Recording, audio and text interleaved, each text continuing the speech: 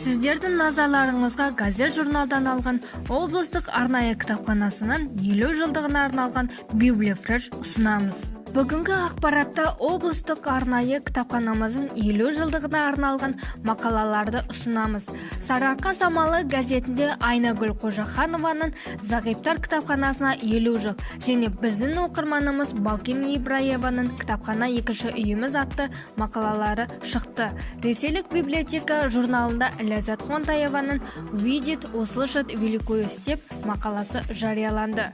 Сондай-ақ Звезда Прииртышья газетінің тілшісі жазған «Светлые силы» Казахстанская правда газетінде Екатерина Бескорскаяның «Мир на кончиках пальцев» мақалалары жарияланды. Кітапхананың 50 жылда жеткен жетістіктері. 2020 жылы кітапхана басшысы Жамал Кенжебекова кітапханалық қорларды және анықтамалық библиографиялық қызметтерді ұйымдастыру оқулығының бірлескен авторы болды. Оқу құралы техникалық және кәсіптік білім беру ұйымдарының студенттеріне арналған және кітапхана қызметкерлері үшін пайдалы болады.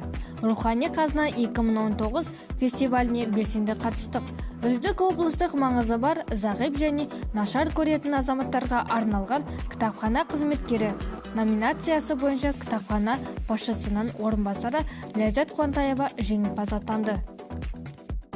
Ақпараттық бұқаралық бөлім басшысы Айнагүл Қожаханова Әбіш Кекілбаевтың 80 жылдық орайына өткізілген Әбіш әлемі республикалық шығармашылық сайысына қатыса отыра сертификатпен марапатталды. Мәдениет қызметкерлері және өнер қайраткерлері күніне қарсы кітапхана басшысының орынбасары Ләззат Қонтаева кітапхана ісінің ардагері төс белгісімен марапатталды. Библия Фреш апта жаңалықтары өз мәресіне жетті. Келесіде қызықты жаңалықтарды күтіңіздер.